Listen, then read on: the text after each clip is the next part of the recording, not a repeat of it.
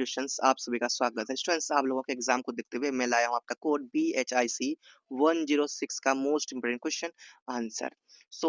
ये ऐसे most important question है जो आपके एग्जाम में दिखेंगे, इसलिए आपको कंफ्यूज नहीं होना है, कोई डाउट नहीं करना है कि भाई यहाँ से क्वेश्चन नहीं आएंगे। मैं जो क्वेश्चन सजेस्ट करता हूँ उसे आना ही होता है, सो ध्यान रखना इस बात का। और चैनल में न्यू हो, चैनल को सब्सक्राइब नहीं किए हैं, चैनल को जरूर सब्सक्राइब कर लीजिए, बेल आइकन को दबा लीजिए। एंड देखिए स्टूडेंट्स, आप लोग कहाँ से वीडियो देख रहे हैं आप लोग जरूर बताइएगा, जिससे मुझे खुशी होगी भाई मेरा वीडियो यहाँ तक पहुँच गया है ना। चलिए, कोई भी डाउट अगर हो तो चैनल को सब्सक्राइब करने के बाद आप क्या करोगे, देखिए वीडियो देख रहे हैं ना, वीडियो के देखते साथ आपको लाइक भी कर देना, क्योंकि देखिए लाइक करते हैं तो वीडियो मेरा ज्यादा पहुंचता है, ज्यादा आगे बढ़ता है, तो ये बात ध्यान रखिएगा। तो लाइक जरूर कीजिएगा, सब्सक्राइब करने के बाद, वीडियो देखने के बाद लाइक जरूर कीजिएगा, एंड अपने दोस्तों के पास शेयर भी करना है। चलिए टाइम वेस्ट नहीं करते, स्टार्ट करते हैं। आपका कोड क्या है स्टूडेंट, देखिए आपका कोड है BHIC 106। तो ये जो आपका टाइटल है आधुनिक पश्चिमी, आधुनिक क्या है, पश्चिम का उदय। तो यहाँ पे हम लोग देखेंगे इसका मोस्ट इम्पोर्टेंट क्वेश्चन देखेंगे। तो क्या देखेंगे students, most important question and answer. चलो, ये जो है आपका दिसंबर 25 एंड जून 26 एग्जाम को टारगेट करते हुए लिखा गया है, बनाया गया है, ध्यान रखना दोनों एग्जाम के लिए मोस्ट में क्वेश्चन आंसर है। सो क्वेश्चन नंबर आपका देखिए स्टूडेंट क्या है, क्वेश्चन नंबर फर्स्ट है, प्रश्न नंबर 1, प्रारंभिक आधुनिक पश्चिम की मुख्य विशेषताओं पर क्या करना है चर्चा। ठीक है, हालांकि ये शॉर्ट लिखा है, चर्चा है, शॉर्ट में ही कर रहा हूँ, क्योंकि देखिए एग्जाम में तो आपको 400 वर्ड्स में लिखने के लिए बोले जाएंगे। ठीक है, एग्जाम में कितने वर्ड्स में, 400 में 20 मार्क्स का क्वेश्चन पूछे जाएंगे, 400 वर्ड में लिखने बोलेंगे, मतलब 4 पेज में। बट एग्जाम के अनुसार मैं सारा उतना पेज, ये तो दो नोट्स क्या होता है, हिंट के लिए होता है, तो इसलिए मैं हिंट लाया हूँ, समझाऊंगा आपको, अपने तरीके से एग्जाम में लिखना है। चलिए ध्यान से मैं समझा रहा हूँ आपको, मैं पढ़ रहा हूँ आपको समझाते हुए, आपको क्या करना है, ब्लूटूथ से आपको, या ब्लूटूथ या एयरपोर्ट्स लगा, या शांति से आपको क्या करना है, सुनना है, समझना है। चलिए क्वेश्चन को फिर से पढ़ते हैं। क्वेश्चन है स्टूडेंट्स आपका, प्रारंभिक आधुनिक पश्चिम की मुख्य विशेषताओं पर चर्चा कीजिए। चलिए प्रारंभिक आधुनिक पश्चिम की मुख्य विशेषताओं पर चर्चा करते हैं, ध्यान समझिएगा। प्रारंभिक आधुनिक पश्चिम का काल लगभग 15वीं से 18वीं शताब्दी के बीच माना जाता है। इस समय यूरोप में ऐसे बदलाव हुए जिन्होंने आधुनिक दुनिया की शुरुआत की। सबसे महत्वपूर्ण परिवर्तन पुनर्जागरण था। क्या था? पुनर्जागरण। इस आंदोलन ने लोगों को पुराने धार्मिक नियंत्रण से बाहर निकलकर तर्क, ज्ञान और मानव क्षमताओं पर विश्वास करना सिखाया। तो पुनर्जागरण क्या सिखाया कि पुराने धर्म से बाहर निकल के, यानी सिर्फ पुराने धर्मों में भूत पिशाच, जैसे पुराने धर्म में अलग अलग कहानियां कहावत जो होते थे, उनसे बाहर निकलकर, पुनर्जागरण का मतलब यही था, बाहर निकलकर अभी नए दुनिया में पहुंचना, यानी तर्क, ज्ञान एंड मानवता को क्या करना, विश्वास करना। ठीक है, और यहाँ पे इसके साथ साथ कला, साहित्य और विज्ञान में नई सोच इससे क्या हुआ, विकसित हुआ। इसके बाद धर्म सुधार आंदोलन ने समाज को बदल दिया। मार्टिन लूथर और अन्य सुधारकों ने चर्च की गलतियों का क्या किया, विरोध किया। इससे ईसाई धर्म में नए मत बने और लोगों को धार्मिक स्वतंत्रता मिली। इस काल में वैज्ञानिक क्रांति ने भी महत्वपूर्ण भूमिका निभाई। कोपरनिकस, गैलीलियो और न्यूटन जैसे वैज्ञानिकों ने ब्रह्मांड और प्रकृति से जुड़े नए सिद्धांत प्रस्तुत किए। इससे लोगों में वैज्ञानिक सोच और प्रयोग करने की आदत विकसित हुई। इसी समय यूरोप में समुद्री यात्राएं बढ़ी और देशों में एशिया, अफ्रीका, अमेरिका में उपनिवेश बनाए। इससे व्यापार बढ़ा और यूरोप आर्थिक रूप से मजबूत हुआ। इन सभी परिवर्तनों ने मिलकर प्रारंभिक आधुनिक पश्चिम को एक नए आधुनिक समाज के रूप में क्या किया, स्थापित किया। सो क्वेश्चन नंबर यहाँ पर फर्स्ट कंप्लीट होता है। अब स्टूडेंट्स देखते हैं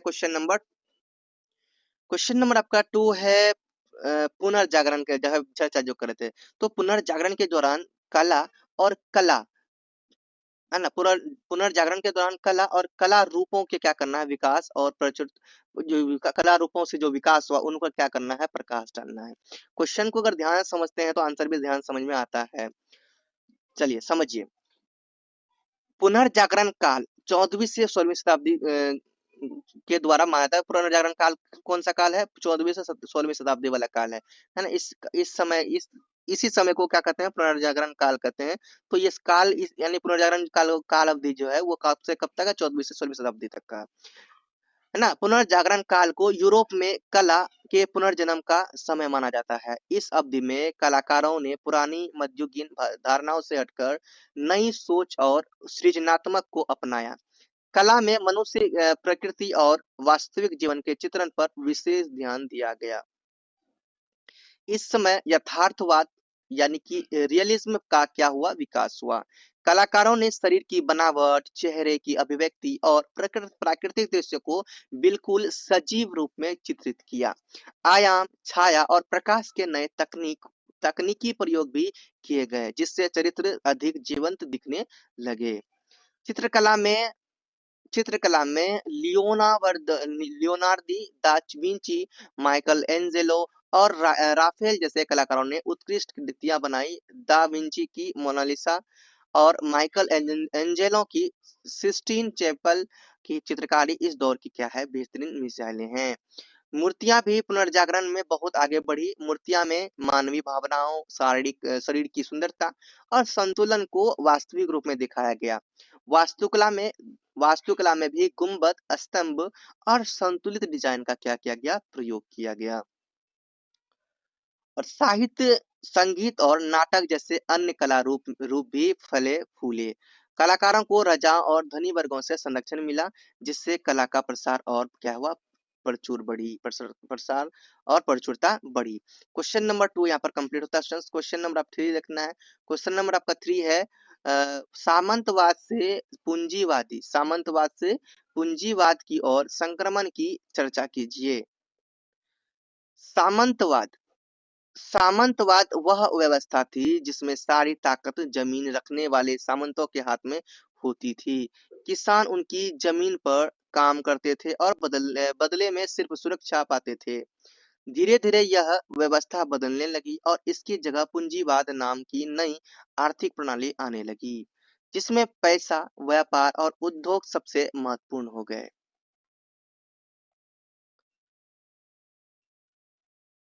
सबसे पहले व्यापार बढ़ना इस बदलाव का मुख्य कारण बना। दूर दूर के देशों में सामान आने लगा, नए बाजार बने और लोग शहरों में बसने लगे।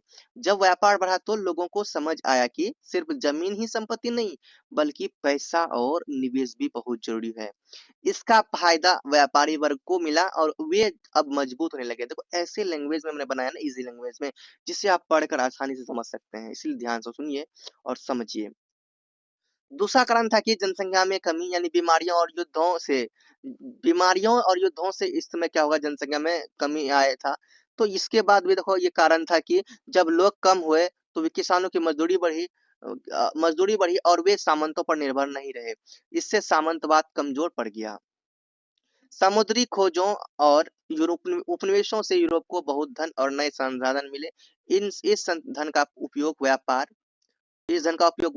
उद्योग और उत्पादन बढ़ाने में किया गया। क्वेश्चन नंबर स्टूडेंट्स आपका 4 है, वाणिज्यिक क्रांति पर एक लेख लिखिए। देखिए वाणिज्यिक क्रांति 15वीं से 17वीं शताब्दी के बीच यूरोप में हुई एक महत्वपूर्ण आर्थिक परिवर्तन की प्रक्रिया थी। इससे व्यापार का बड़ा विस्तार भी कहा जाता है। इस युग यूरोप के लोगों का ध्यान केवल कृषि से हटकर व्यापार, समुद्री यात्रा और धन कमाने की नई तरीकों की ओर जाने लगा। वाणिज्यिक क्रांति की शुरुआत समुद्री खोजों से हुई। जब कोलंबस ने क्या किया था, अमेरिका की खोज की थी और वास्को डी गामा भारत पहुंचा, तब यूरोप का संबंध नए उपमहाद्वीपों और देशों से हुआ। इससे यूरोप में सोना, चांदी, मसाले, कपड़े, तंबाकू और कई नई वस्तुएं बड़ी मात्रा में आने लगी। इन वस्तुओं के आने से व्यापार बहुत तेजी से बढ़ा। व्यापार बढ़ने के साथ साथ बैंकों, बीमा कंपनियों और नई मुद्रा प्रणालियों का क्या हुआ, विकास हुआ। व्यापारियों ने साझेदारी बनाकर कंपनियां बनाई और बड़े स्तर पर व्यापार शुरू किया। इससे धन का प्रवाह बढ़ा और पूंजी जमा होने लगी। और सरकारों ने भी व्यापार को बढ़ाने के लिए कानून बनाए और समुद्री यात्राओं को संरक्षण दिया। यूरोप में बड़े बड़े व्यापारिक शहर विकसित हुए।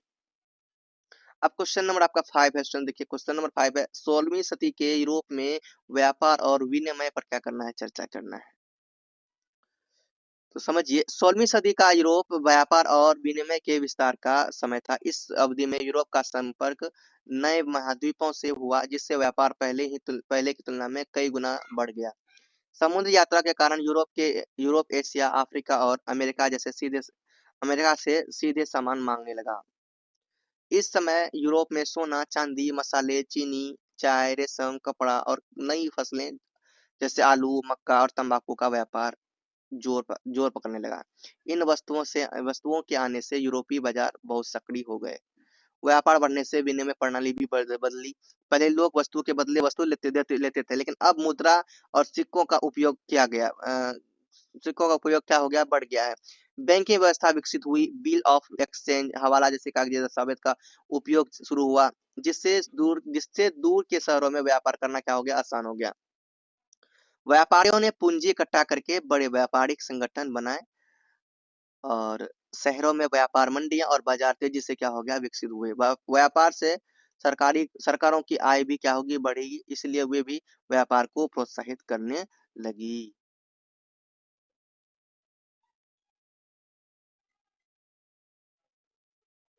स्टूडेंट्स, आपका नेक्स्ट क्वेश्चन है, ध्यान समझिए। मुद्रण संस्कृति, कौन सा मुद्रण, मतलब मुद्रा। मुद्रण संस्कृति के उदय के हुए परिवर्तनों तथा लाभ सुधारों में इसकी क्या भूमिका है, इसकी भूमिका क्या क्या करना है, वर्णन करना है। तो मुद्रण संस्कृति का जो उदय की बात करें स्टूडेंट, वो 15वीं सदी में तब हुआ। ये कब हुआ, 15वीं सदी में हुआ।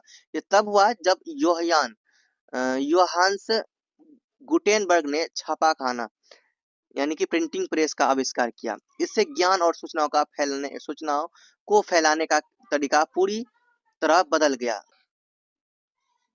पहले किताबें हाथ से लिखी जाती थी, इसलिए वे महंगी और कम संख्या में होती थी। लेकिन मुद्रण के आने से किताबें जल्दी, सस्ती और बड़ी संख्या में बनने लगी।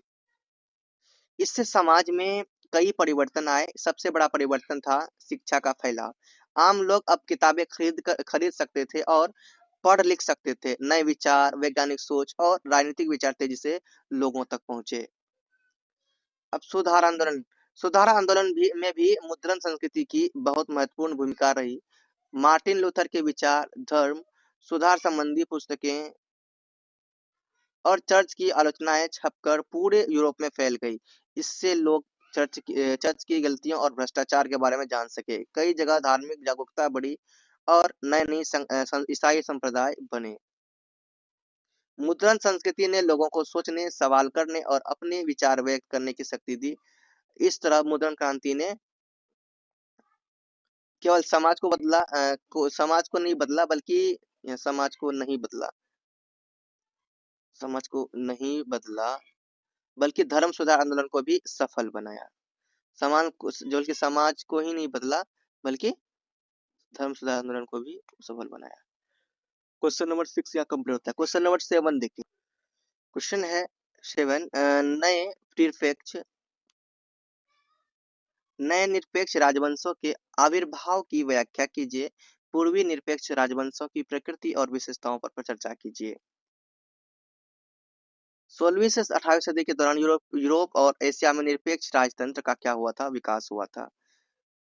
निरपेक्ष राजाओं के पास पूरा राजनीतिक अधिकार होता था और वे बिना किसी रुकावट के फैसले ले सकते थे। नए निरपेक्ष राजवंशों का उदय तब हुआ जब सामंतों की शक्ति कम होने लगी और व्यापार तथा करों से राजा अधिक धन जुटाने लगे। इससे राजा मजबूत हुए और केंद्रीकृत शासन क्या हुए, प्रशासित हुए। अब पूर्वी देशों की बात करें तो देखो, सबसे पहले पूर्वी देशों में कौन सा शासन, केंद्रीकृत शासन स्थापित हुआ। तो पूर्वी देशों में जैसे पूर्वी देश कौन कौन, रूस, ऑस्ट्रिया और ओटोमन साम्राज्य में निरपेक्ष राजवंशों की प्रकृति पश्चिम की तुलना में अलग थी। इन राज्यों में राजा की शक्ति बहुत अधिक और शक्ति बहुत अधिक थी और सेना, प्रशासन तथा न्याय सब राजा के नियंत्रण में थे।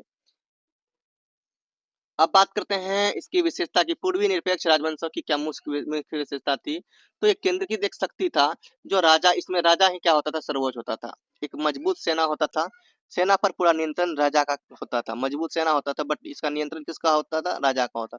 कर प्रणाली पर पकड़, जनता से कर लेकर राजा अपनी शक्ति को क्या बढ़ाते थे। कर प्रणाली पर पकड़ मतलब जनता से क्या लेता था, कर लेकर अपनी शक्ति को बढ़ाता था। राजा अपनी क्या करता था, शक्ति को।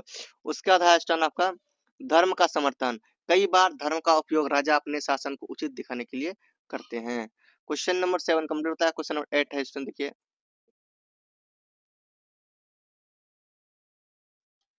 पुर्तगाली व स्पेनिश औपनिवेशिक साम्राज्यों की प्रकृति पर क्या कीजिए, चर्चा कीजिए।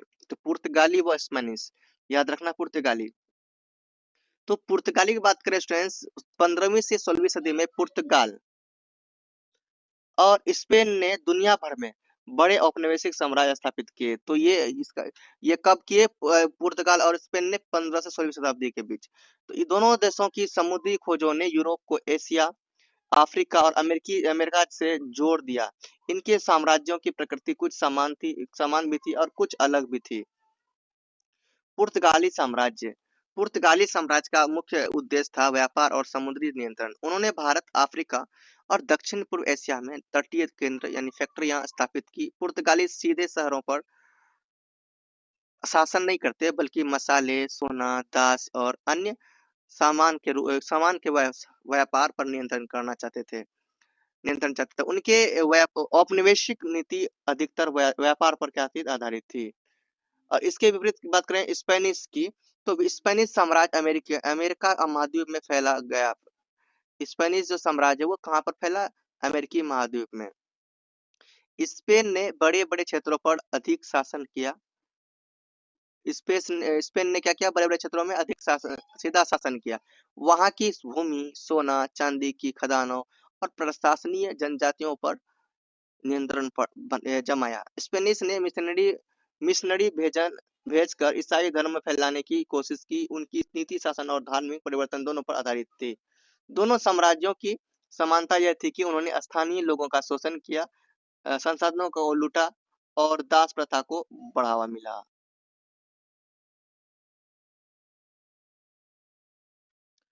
क्वेश्चन नंबर स्टूडेंट आपका 9 है, देखिए 15वीं से 16वीं शताब्दी की यूरोपीय अर्थव्यवस्था की मुख्य प्रवृत्तियों की। तो 15वीं से 16वीं शताब्दी में जो यूरोप का काल कहा जाता है, मतलब इस शताब्दी में यूरोप जो उभरा, तो इनमें इनकी क्या अर्थव्यवस्था थी, 15वीं से 16वीं शताब्दी की जो अर्थव्यवस्था थी वो कैसी अर्थव्यवस्था थी। इनकी मुख्य प्रवृत्तियों की रूपरेखा क्या करना, प्रस्तुत करना है। ध्यान समझिए, 15वीं से 16वीं सदी में यूरोप की अर्थव्यवस्था में बड़े बदलाव आए। इस समय यूरोप धीरे धीरे पुरानी कृषि आधारित व्यवस्था से निकलकर व्यापार और धन पर आधारित अर्थव्यवस्था की ओर बढ़ा। इस पर ध्यान देने लगा है ना, पुरानी कृषि आधारित अर्थव्यवस्था को छोड़कर नए कृषि आधारित अर्थव्यवस्था या व्यापार पर धन कमाने पर ध्यान देने लगा। सबसे पहले समुद्री खोजों ने अर्थव्यवस्था बदल दी। पुर्तगाल और स्पेन ने नए समुद्री मार्ग खोजे। इससे यूरोप का संपर्क एशिया, अफ्रीका और अमेरिका से हुआ। मसाले, सोना चांदी और नई फसलें यूरोप में आने लगे। इससे व्यापार बढ़ा और नए बाजार खुल गए। दूसरी प्रवृत्ति थी कि उपनिवेशवाद का उदय। स्पेन और पुर्तगाल ने अपने उपनिवेशवाद में शासन और व्यापार पर नियंत्रण किया। इससे यूरोप में धन का प्रवाह बढ़ा और व्यापार वर्ग मजबूत हुआ। तीसरी प्रवृत्ति थी मूल्य क्रांति। अमेरिका से चांदी आने से यूरोप में मुद्रा बढ़ी और वस्तु के दाम तेजी से बढ़ने लगे। चौथी प्रवृत्ति थी शहरों का विकास और वाणिज्यिक केंद्र। एम्स्टर्डम, लिस्बन और वेनिस जैसे शहर व्यापारिक केंद्र बन गया। यहाँ बैंकिंग, बीमा और पूंजी निवेश का विकास हुआ। पांचवी प्रवृत्ति थी कृषि में बदलाव। कृषि उत्पादन अब बाजार के लिए होने लगा और नकदी फसलों की खेती बढ़ी। इन सभी प्रवृत्तियों ने यूरोप की अर्थव्यवस्था को धन, व्यापार और पूंजी केंद्रित बनाया। अब स्टूडेंट्स आपका आता है क्वेश्चन नंबर 10। पश्चिमी निरपेक्षता पर क्या करना है, एक निबंध लिखना है। ध्यान समझिए, पश्चिमी निरपेक्षता की शुरुआत कितने में, 16वीं में हुई और 18वीं सदी तक इन्होंने चला। 16वीं से 18वीं सदी पश्चिमी निरपेक्षता को माना जाता है। इस सदी में यूरोप में क्या हुई थी, विकसित एक शासन प्रणाली थी। इस व्यवस्था में राजा के पास सभी राजनीतिक और प्रशासनिक शक्तियां होती थी। राजा कानून बनाने, सेना नियंत्रित करने और कर वसूलने और न्याय देने में स्वतंत्र होता था। इस प्रणाली के उदय के पीछे कई कारण थे। सामंतों की शक्ति घटने लगी और राजा व्यापार और करों में धन जुटाने लगे। इससे उनके पास अस्थायी सेना और मजबूत प्रशासन बनाने का अवसर मिला। चर्च की शक्ति घटने लगी, जिससे राजाओं को शासन में कम बाधाएं मिली। पश्चिमी निरपेक्षता की मुख्य विशेषताएं। पश्चिमी निरपेक्षता की मुख्य विशेषता थी कि राजा सर्वोच्च शक्ति का क्या होता था, मालिक होता था। संसद या जनता का प्रभाव बहुत सीमित था। अस्थायी सेना और केंद्रीकृत प्रशासन पर राजा का पूर्ण नियंत्रण था। कर और धन का उपयोग सीधे राज्य की शक्ति बढ़ाने में होता था। फ्रांस के लुई 14वें को लुई 14वें को पश्चिमी निरपेक्षता का सबसे महत्वपूर्ण उदाहरण माना जाता था। इन्होंने कहा, राजा राज्य है, शासन में प्रशासन, सेना और कर प्रणाली पूरी तरह से केंद्रीकृत थी। अब स्टूडेंट्स आपका स्टूडेंट आता है एक टिप्पणी टाइप का क्वेश्चन। क्या किस पर? टिप्पणी टाइप का क्वेश्चन, जो 10 मार्क्स से पूछे जाते हैं। पुनर्जागरण कला। तो पुनर्जागरण काल में कला ने नया रूप और जीवन याप पाया। इस समय कलाकारों ने मानव शरीर, भावना और प्रकृति को यथार्थ रूप में चित्रित करना शुरू किया। लियोनार्डो या दा विंची, माइकल एंजेलो और राफेल जैसे महान कलाकारों ने चित्रकला और मूर्तिकला में नई तकनीकें अपनाई। उन्होंने छाया, प्रकाश और आयाम का प्रयोग किया, जिससे चित्र और मूर्तियां जीवन दिखने लगी। वास्तुकला में गुंबद, स्तंभ और संतुलित डिजाइन का विकास हुआ। इसके अलावा चित्रकला और मूर्तिकला में धार्मिक विषयों के साथ साथ मानव जीवन के दृश्य भी दिखाए जाने लगे। इस प्रकार पुनर्जागरण कला ने यूरोप को सांस्कृतिक रूप में समृद्ध किया और आधुनिक कला की नींव रखी। क्वेश्चन नंबर 12 है आपका टिप्पणी। फिर टिप्पणी है 17वीं शताब्दी की चीनी क्रांति। इस पर टिप्पणी करने के लिए क्वेश्चन आ सकता है, सो ध्यान दीजिए। 17वीं सदी में यूरोप में चीनी की मांग बहुत बढ़ गई। इससे उपनिवेशों में गन्ने की खेती बड़े पैमाने पर शुरू हुई। इसे चीनी क्रांति कहा जाता है ना। ध्यान समझिए, 17वीं सदी में यूरोप में चीनी की मांग क्या हो गई थी? बढ़ गई, है ना। क्या हो गई? चीनी की जो मांग बढ़ गई। इसे उपनिवेशों में गन्ने की खेती बड़े पैमाने पर शुरू हुई। किसकी खेती? गन्ने की जो खेती को, जब चीनी की मांग होगा तो गन्ने का खेती तो करना ही, क्योंकि चीनी गन्ने से बनता है। बड़े पैमाने होने लगा। इसे जब जब अधिक होने लगा तो इसी को क्या कहा जाएगा? जब चीनी होगा तो अधिक, तो चीनी क्रांति ही तो आएगा, क्रांति आएगा चीनी के रूप में। इस समय दास श्रम और मजदूरों का उपयोग तेजी से बढ़ा। यूरोप में मिठाई, शराब और अन्य खाद्य उद्योगों को लाभ मिला। गन्ने की खेती ने उपनिवेशों की अर्थव्यवस्था को मजबूत किया और व्यापार को बढ़ावा दिया। यूरोपीय यूरोपीय देशों के बीच समुद्री व्यापार, नौवहन और वैश्विक संबंध तेज हुए। यह क्रांति कृषि, व्यापार और उपनिवेशवाद में बदलाव का कारण बनी और यूरोप की आर्थिक शक्ति बढ़ाई। क्वेश्चन नंबर आपका 13 है, मोस्ट क्वेश्चन, पूर्वी निरपेक्षता। इस पर टिप्पणी करने के लिए आपको पूछा जाएगा, तो ध्यान दीजिएगा। पूर्वी निरपेक्षता में राजा की जो सत्ता है वो क्या होती है? सर्वोत्ता। सत्ता ही सर्वोत्ता होती है। रूस, ऑस्ट्रिया और ओटोमन साम्राज्य में राजा प्रशासन, सेना और कर प्रणाली पर पूर्ण नियंत्रण रखता था। जनता या स्थानीय समूहों का शासन में प्रभाव बहुत कम था। राजा कानून, कर और सेना का प्रयोग करके राज्य को मजबूत बनाता था। कई बार क्या होते थे? कई बार धर्म का सहारा लेकर अपने शासन को उचित दिखाया जाता था। इस प्रणाली में कठोर कानून, अनुशासन और केंद्रीकृत प्रशासन मुख्य विशेषता थी। पूर्वी निरपेक्षता ने राजनीतिक स्थिरता दी, लेकिन जनता पर सख्त नियंत्रण रखा। क्वेश्चन नंबर आपका 14 है, सुन देखिए। क्वेश्चन नंबर 14 है, मानवतावाद।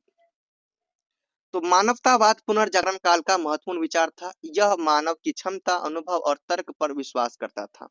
मानवतावाद में शिक्षा, कला, साहित्य और दर्शन में मानव को केंद्र में रखा गया। इस विचारधारा ने धर्म से हटकर जीवन के वास्तविक मूल्य और मानव विकास पर ध्यान केंद्रित किया।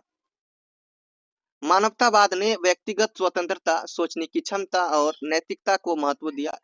इसके कारण शिक्षा और कला में नई दिशा मिली। यूरोप में मानवतावाद ने विज्ञान, साहित्य और समाज में सुधार की नींव रखी। क्वेश्चन नंबर आपका 15 है, पुनर्जागरण काल के दौरान विज्ञान में क्या उपलब्धियां आया ये बताना है। तो पुनर्जागरण काल में विज्ञान में नए प्रयोग और खोजें हुई। कोपरनिकस ने सूर्य केंद्रित सिद्धांत दिया। गैलीलियो ने दूरबीन का प्रयोग करके ब्रह्मांड का अध्ययन किया। न्यूटन ने गुरुत्वाकर्षण और गति के नियम बताए। मेडिकल और भौतिक विज्ञान में भी नई नई खोजें हुई। विज्ञान को तर्क और प्रयोग पर आधारित बनाया गया। इस समय वैज्ञानिक सोच ने समाज में बदलाव लाया और आधुनिक विज्ञान की नींव रखी। विज्ञान ने तकनीक, अध्ययन और खोज के क्षेत्र में यूरोप को आगे बढ़ाया। क्वेश्चन नंबर आपका 16 है, केल्विनवाद। तो केल्विनवाद मार्टिन केल्विन द्वारा प्रचारित ईसाई धर्म का मत था। केल्विनवाद क्या था? मार्टिन केल्विन द्वारा। किसके द्वारा? मार्टिन केल्विन द्वारा प्रचारित ईसाई धर्म का क्या था? एक मत था। मत यह पाप, बचत, ईश्वर की सर्वोच्चता और जीवन में अनुशासन पर जोर देता था। केल्विनवाद ने मेहनत और ईमानदारी को नैतिकता का हिस्सा माना गया।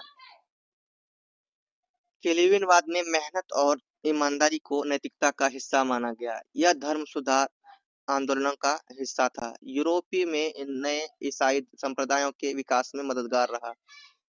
केल्विनवाद में व्यक्तियों को धार्मिक और नैतिक जिम्मेदारी सिखाई। इसके प्रभाव से समाज में मेहनत और आर्थिक गतिविधियों को धार्मिक दृष्टि से भी महत्व मिलने लगा। आपका नेक्स्ट क्वेश्चन नंबर आपका 15 है, उपनिवेशीकरण का प्रभाव। उपनिवेशीकरण से यूरोप के देशों को धन, संसाधन और व्यापार बढ़ा। उपनिवेशों में कृषि, खनन और व्यापार केंद्र विकसित हुए। स्थानीय जनसंख्या का शोषण बढ़ा और दास व्यापार में वृद्धि हुई। संस्कृति और धर्म में बदलाव हुए। यूरोपीय देशों की शक्ति और आर्थिक स्थिति मजबूत हुई। उपनिवेशों में नए उत्पाद और वस्तुएं आई, जिससे यूरोप में बाजार और उद्योग फले फूले। इसके साथ ही समुद्री व्यापार और वैश्विक संपर्क भी बढ़ा। क्वेश्चन नंबर 18 है आपका, चीनी उद्योग। चीन में कपड़ा उद्योग बहुत विकसित था। रेशमी, सूती और ऊनी वस्त्र बड़े पैमाने पर तैयार किए जाते थे। ये वस्त्र चीन से यूरोप और एशिया में निर्यात किए जाते थे, भेजे जाते थे, है ना। चीन के कपड़े अपने रंग, गुणवत्ता और डिजाइन के लिए क्या थे? प्रसिद्ध थे। कपड़ा उद्योग ने चीन की अर्थव्यवस्था को मजबूत किया और व्यापार को बढ़ावा दिया। इसके साथ ही शहरों में वाणिज्यिक गतिविधियां बढ़ी और रोजगार के अवसर। चीन का कपड़ा उद्योग वैश्विक व्यापार में महत्वपूर्ण भूमिका निभाता रहा। स्टूडेंट्स, आपका नेक्स्ट क्वेश्चन है क्वेश्चन नंबर 19। देखिए, दास व्यापार का विकास। तो देखिए, स्लेव ट्रेड, दास व्यापार का विकास। देखो, ये 15वीं से 18वीं सदी में दास व्यापार तेजी से बढ़ा। तो ये जो समय दास व्यापार का विकास का कब था, कब से कब तक का माना गया? 15वीं से 18वीं सदी में दास व्यापार क्या हुआ? तेजी से बढ़ा। अफ्रीका से यूरोप और अमेरिका में लोगों को दास के रूप में भेजा गया। दासों का उपयोग कृषि, उद्योग और उपनिवेशों में किया गया। यह व्यवहार यूरोपीय देशों के लिए धन का बड़ा क्या था? स्रोत बन गया। दास व्यापार ने उपनिवेशों की अर्थव्यवस्था को बढ़ाया, लेकिन स्थानीय लोगों को शोषण और हिंसा भी बढ़ी। यह व्यापार समुद्री मार्ग और वैश्विक बाजार से जुड़ा हुआ था। यह व्यापार किससे जुड़ा था? समुद्री मार्ग और वैश्विक बाजार से जुड़ा हुआ था। अब स्टूडेंट्स, लास्ट क्वेश्चन है स्टूडेंट आपका लास्ट क्वेश्चन आपका है टिप्पणी में, पूर्वी निरंकुशवाद की विशेषताएं। पूर्वी निरंकुशवाद में राजा की सत्ता सर्वोच्च होती थी। वह प्रशासन, सेना, कर प्रणाली पर पूर्ण नियंत्रण रखता था। जनता या स्थानीय समूहों का शासन में कम प्रभाव होता था। राजा कानून और धर्म का सहारा लेकर अपने शासन को मजबूत बनाता था। कठोर कानून और अनुशासन लागू किए जाते थे। इस प्रणाली में केंद्रीकृत प्रशासन, अस्थायी सेना और राज्य पर राजा की शक्ति मुख्य विशेषताएं थी। यह निरंकुश शासन जनता पर सख्त नियंत्रण रखता था। इस तरह से स्टूडेंट आपका मोस्ट क्वेश्चन आंसर मैंने कंप्लीट करवाया है। आप लोग बहुत ही देर तक देखे, बहुत बहुत शुक्रिया। चैनल को सब्सक्राइब जरूर कर लीजिएगा और लाइक कीजिएगा, शेयर कीजिएगा। देखिए, इसमें देखिए, ये जो पीडीएफ आपको दिख रहा है, ये पीडीएफ आपको टेलीग्राम में मिल जाएगा। कहाँ मिलेगा? टेलीग्राम में। तो फ्री मिल रहा है आपको पीडीएफ, तो पीडीएफ फ्री मिल रहा है। पीडीएफ क्या मिल रहा है? फ्री मिल रहा है ना। तो लेकिन ये पीडीएफ में क्या लगा हुआ? पासवर्ड लगा हुआ स्टूडेंट। ठीक है, पीडीएफ में क्या लगा हुआ? पासवर्ड। तो पासवर्ड आपको केवल इंस्टा में ही मिलेगा, इंस्टा में मिलेगा आपको। तो इंस्टा में इसलिए मैं देता हूँ ताकि आप ताकि जो मेरे स्टूडेंट है मैं उनसे मैं जानना चाहता हूँ मेरा कौन सा स्टूडेंट है, नहीं है ना, कौन स्टूडेंट कैसे हैं, कहाँ से देख रहे हैं ना।